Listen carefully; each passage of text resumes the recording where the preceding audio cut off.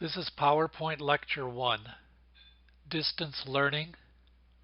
Turn up the volume so you can hear me. This is an online section of Introduction to Photography. I'm your instructor, Paul Shukin. Shown here are the course objectives. I'll give you a few seconds to read over it yourselves.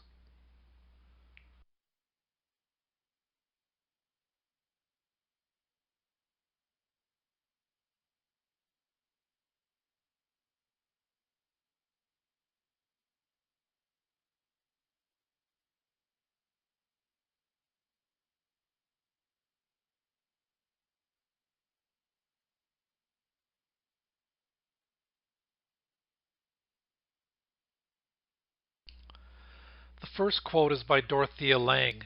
Her most famous photograph is shown as a small thumbnail, the migrant worker. She says the camera is an instrument that teaches people how to see without a camera. George Bernard Shaw is a playwright. His portrait is there as a small thumbnail. He writes the photographer is like a cod, a type of fish, which produces 1,000,000 eggs in order that one may reach maturity. And Ansel Adams, a superstar in the world of photography, says you don't make a photograph just with a camera. You bring to the act of photography all the pictures you have seen, the books you have read, the music you have heard, the people you have loved. These are our course objectives. We're going to explore how photography works. Okay, specifically we're going to do this by taking our own photographs and looking at them critically. How do they work? On what level do they work? And we'll analyze photographs by others, including one another's photographs. We'll take pictures of places.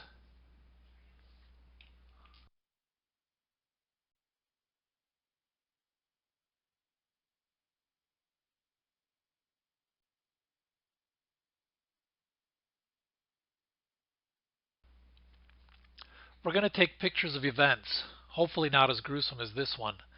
Here's a photograph by Margaret Burke White, a Life magazine photographer. In 1945, she photographed Leipzig city treasurer, his wife and daughter after taking poison to avoid surrender to U.S. troops.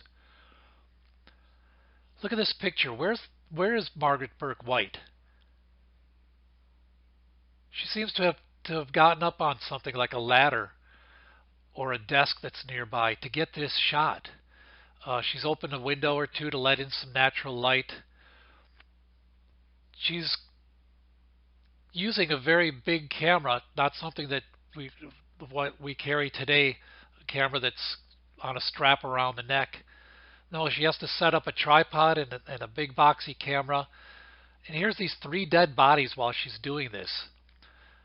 A lot of effort went into making this picture, and how does it work? Well, it shows a lot of information in the one shot, among other things. This shot happens spontaneously, just as fast as Ruby shooting Oswald. Here he pulls out his gun, and Robert Jackson catches the event in a split second. Here's Robert Capa, who lands on Normandy Beach with a camera rather than a gun. D-Day 1945.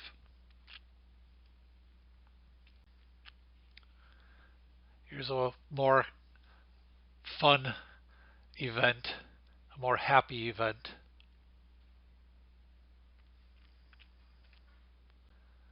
We'll take pictures of objects.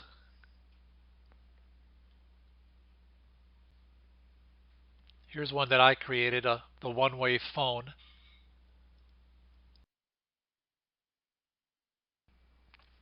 Here's one by Robert Doisneau, 1966. 2 statues interacting.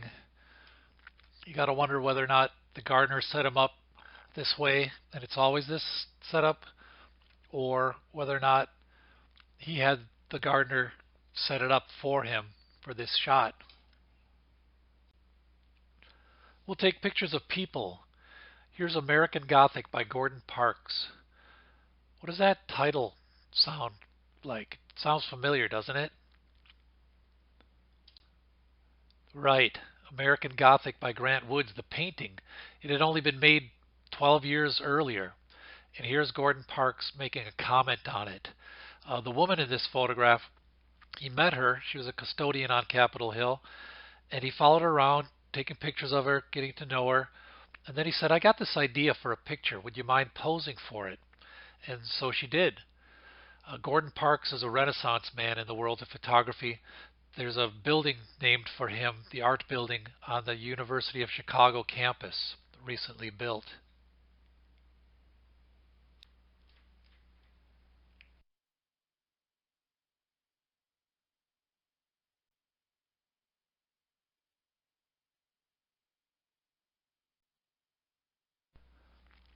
Richard Avedon, here's the beekeeper. He's got bees covering him.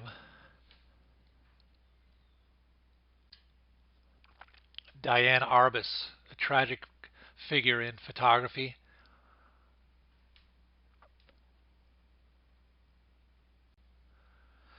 Okay, I'm going to start by asking you, what is photography? As I show you some slides, think about how you're going to answer this question. What is photography?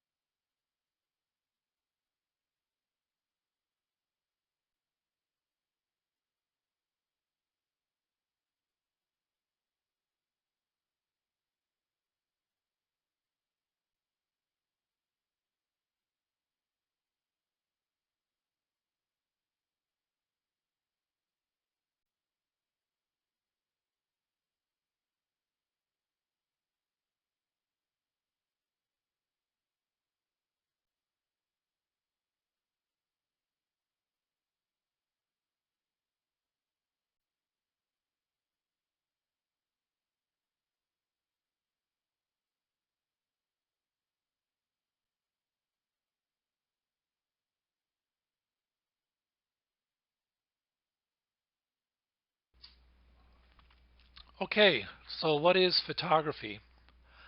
For your first assignment, go and answer this on Blackboard. So pause the presentation and jot down a short answer.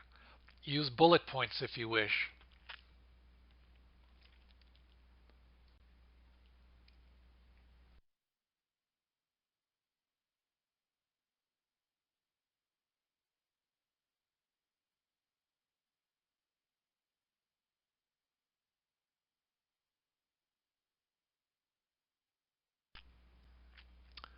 So what is photography? Basically, it's an image making process. Photography creates photographs. What I should have been asking you is, what is a photograph?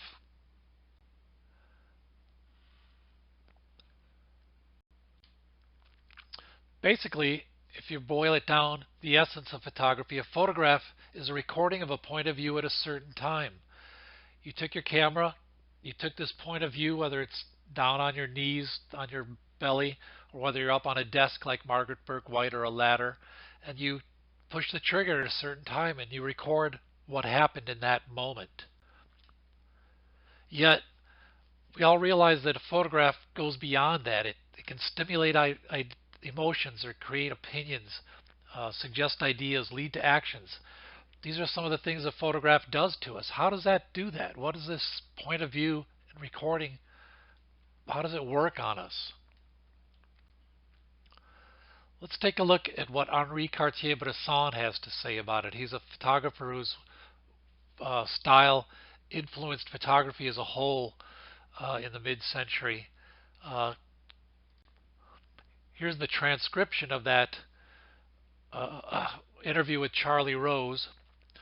Uh, we'll come back to it in a minute, but you can use it to help you to understand what he's saying. He's an elderly gentleman who sometimes is a little bit hard to hear. Okay, so go to the link at the bottom of this page and watch the first 6.5 minutes of the interview.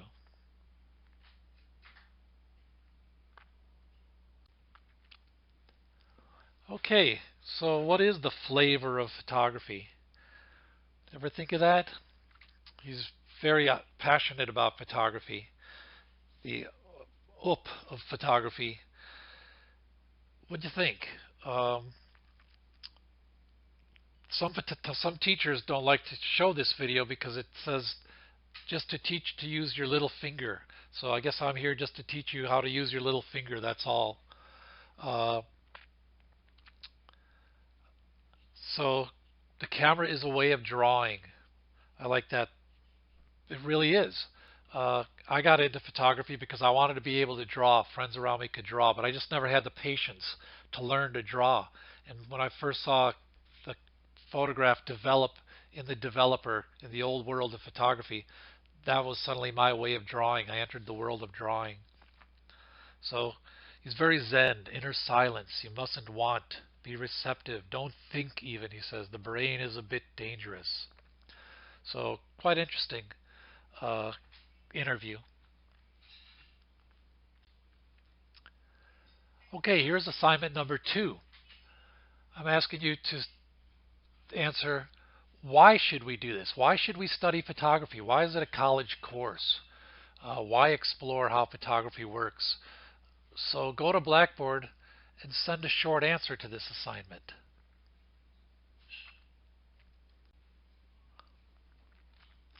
Okay, your course objectives. Learn to use a camera. Basic photographic principles and techniques. Second is to discover what makes a good photograph. Our third objective is to become inspired to take pictures by looking at photographs throughout history, just by looking at pictures of all kinds to become inspired. Let's look at these one at a time. Learn to use a camera. Basic photographic principles. Well, we'll talk about exposure, depth of field, shutter speed,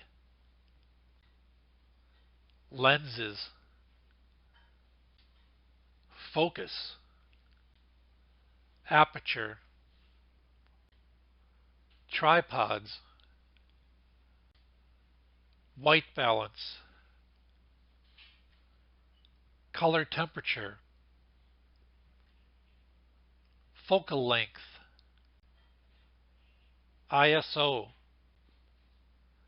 filters, light meters, lighting, and more. All these things, basic principles, technical kind of stuff. In course objective 2, we're going to discover what makes a good photograph. Is it the subject matter? Is it the composition?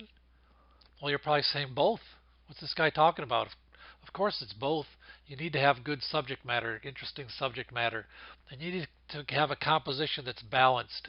Things are the obvious point of interest and stuff like that. But remember Cartier-Bresson, he said, intuition. That can make a good photograph. Bringing that.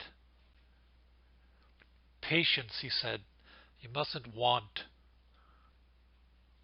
Perseverance. Going to get that picture, no matter what it takes.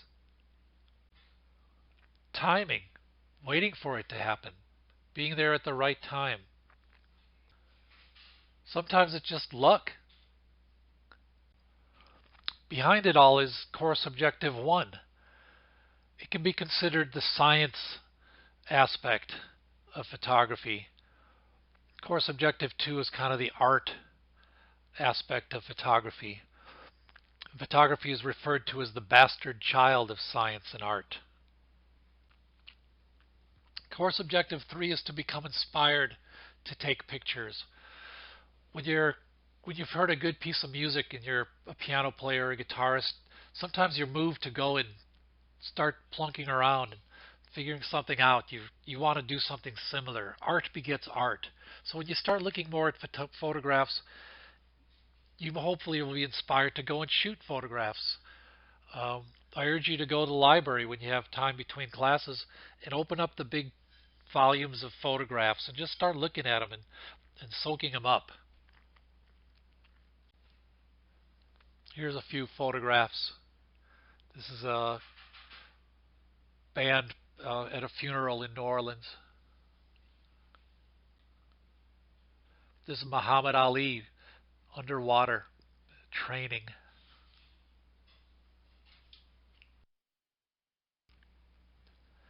Here's one by Robert Doisneau.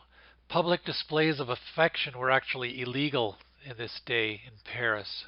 So these two young people are breaking the law.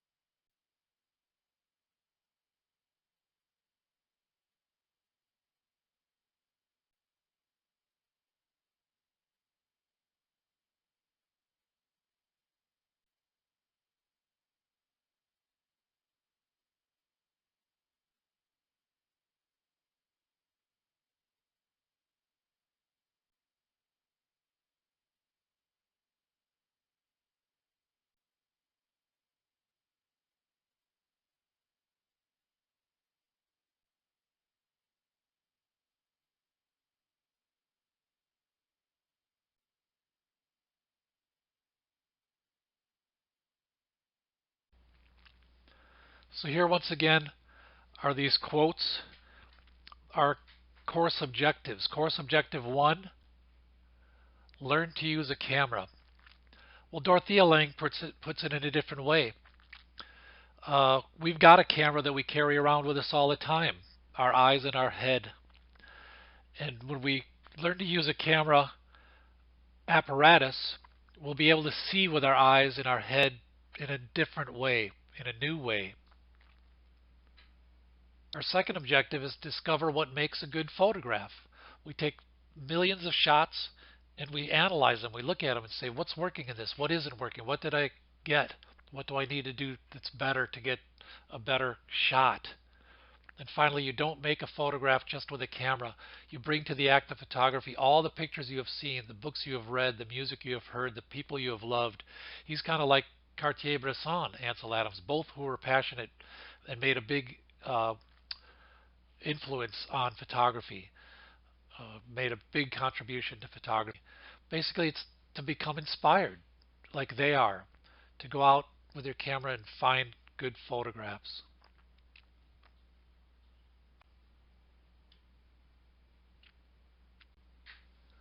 Okay, so the class is going to be structured like this. All on Blackboard, I'll be presenting PowerPoint lectures like this one. I'll be giving you assignments within these PowerPoint lectures or via email, otherwise known as homework, and you'll be given exams. Probably the most important of your responsibilities is to turn your assignments in on time. When you do that, you'll be able to be involved more so in the critique that goes on. Certainly, I'll expect you to be involved in the critique no matter whether your photographs are there or not. But if your photographs are there, you'll get some comment on them, and that's very important. The other, of course, is to participate on Blackboard. Those are your two main responsibilities. Your evaluations, how I'll evaluate your performance, is again on assignments and tests. Turning in assignments on time is important. Being involved in the discussion of photographs is important. Doing the tests is important. If you have any questions about your work, ask me. I'm Paul Shukin.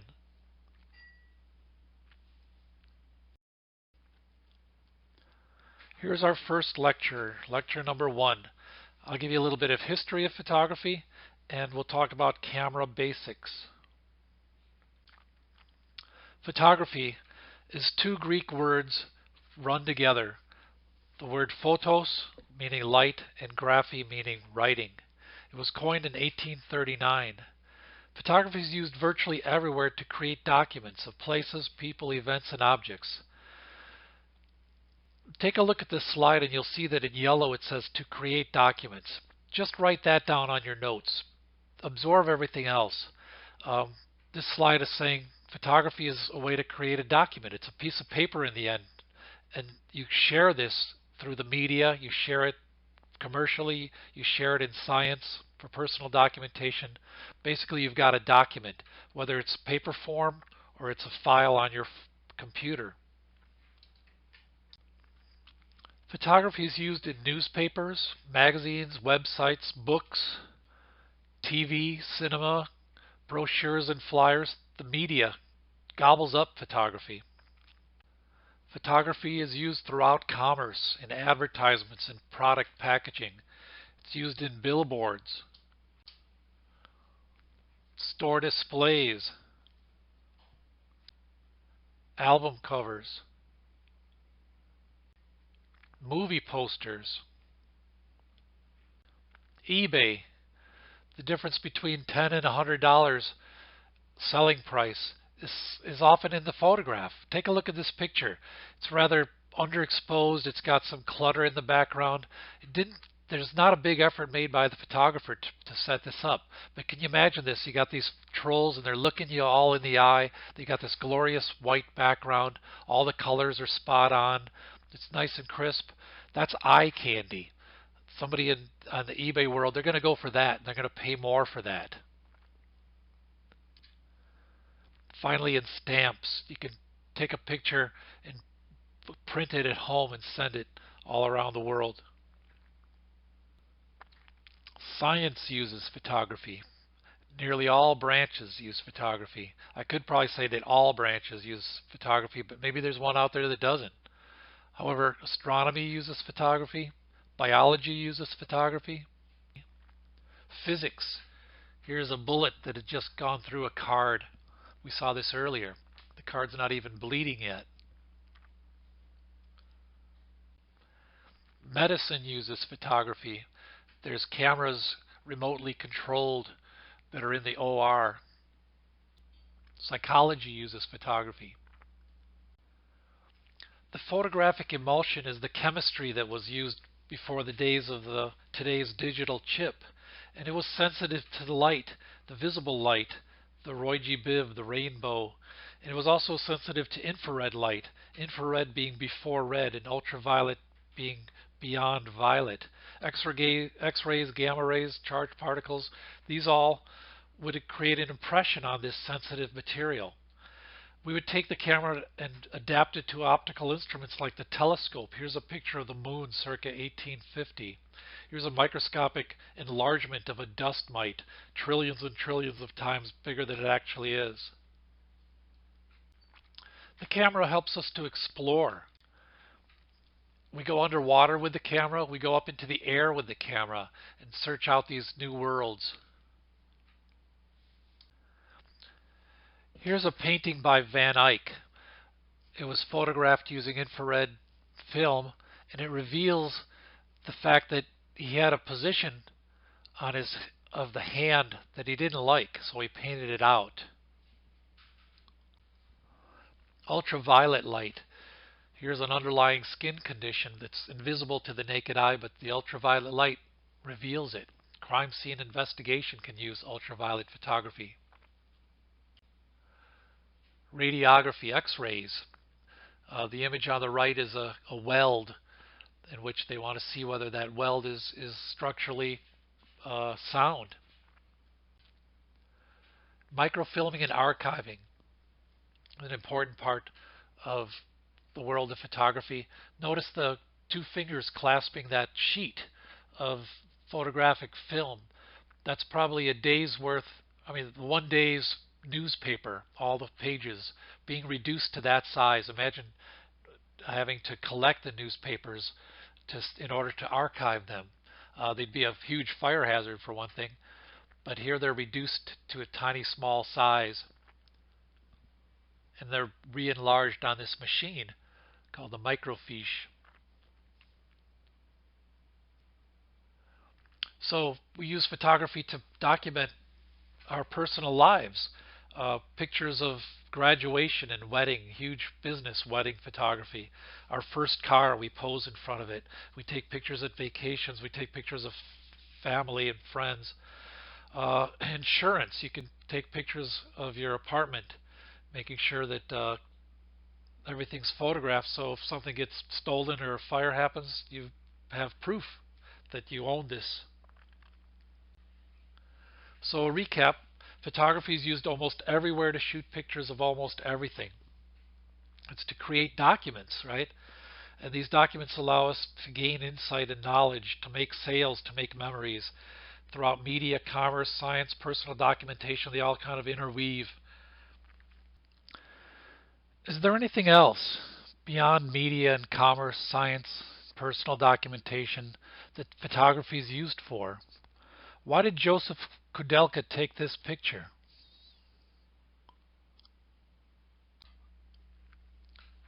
Here's one by Jerry Ulsman. What's he saying with this picture? What's it about? Richard Avedon.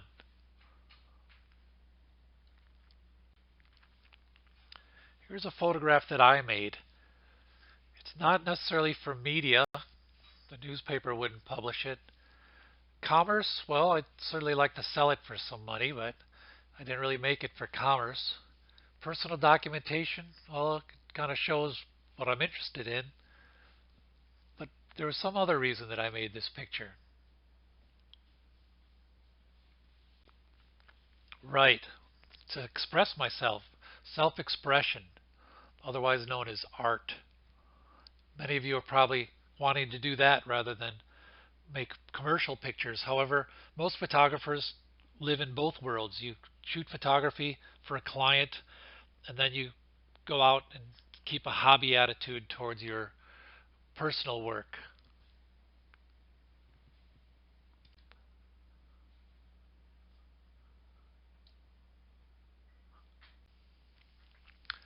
The first discovery was made by the ancients. They could actually do this. They would completely darken a room and put a hole in one wall, And the light would come through this hole, this lens, and project what's outside as a picture on the opposite wall.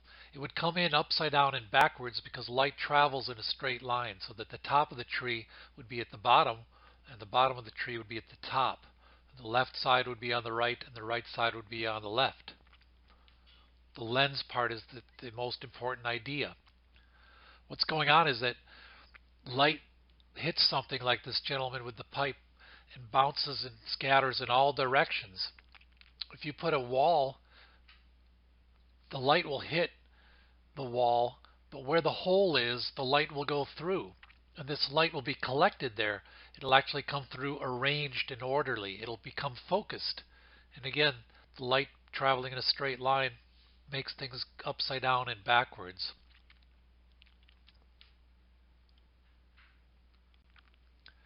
Maybe you remember this from biology class, that the image is actually upside down and backwards on the back of our eye, and the brain turns it right side up and reverses it left to right. The word camera actually means chamber or room. If you were to go to Italy and ask for a camera, they're going to ask you how many beds do you want, because basically you're asking for a bedroom, a room. You'd have to ask for a macchina di fotografie, a machine of photography, to get what we call a camera today in Italy. Take a look at this picture. We saw it earlier by Abelardo Morel, Cuban-born, award-winning photographer. What do you see in this picture? You see things upside down and backwards, right? Well, basically, we're inside of a camera for this photograph. The outside world is being projected into this room. And at the same time that we're seeing the outside world, we're seeing what's in the room. We're seeing a chair and some tables, the doorway. This is a paragraph from his website. I urge you to go and look at more of his work. Basically, in 1991, he made his first picture by covering up all the windows in his living room, and he cut the small hole, and in yellow it says, "This opening allows for an inverted image of the view outside to flood onto the back walls of the room."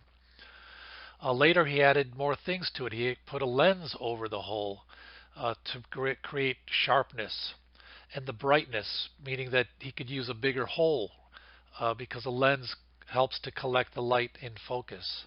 And then he added a prism to make the projection come in right side up. So take a look at his website and see these pictures.